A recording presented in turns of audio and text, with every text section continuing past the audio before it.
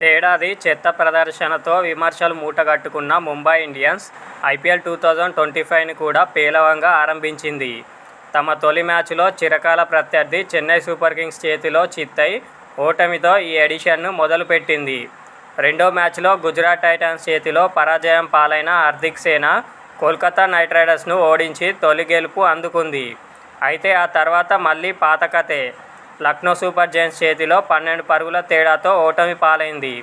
దీంతో ముంబై ఇండియన్స్ ఆట తీరుపై విమర్శలు రాగా, ఢిల్లీ క్యాపిటల్స్పై గెలుపుతో మళ్లీ విజయాల బాట పట్టింది.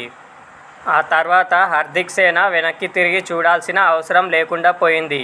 సన్రైజర్స్ హైదరాబాద్ను 2 సార్లు, చెన్నై సూపర్ కింగ్స్, తాజాగా ఆదివారం లక్నో సూపర్ జెయింట్స్పై గెలిచి వరుసగా 5 విజయాలు అందుకుంది. ఏదేమైనా సీజన్ను చెత్తగా మొదలుపెట్టి ఇలా మళ్లీ గాడిలో పడడంతో ముంబై ఇండియన్స్ శిబిరం ఆనందంలో తేలిపోతుంది. మరోవైపు వరుస విజయాల నేపథ్యంలో ముంబై జట్టు అభిమానులు సైతం ఖుషి అవుతున్నారు. ఇప్పటికీ 5 సార్లు ఛాంపియన్గా నిలిచిన ఈ మేటి జట్టు సెంటిమెంట్ ప్రకారం ఈసారి కూడా ట్రోఫీని ముద్దాడుతుందని, టైటిల్ మాదే అని సంబరపడిపోతున్నారు.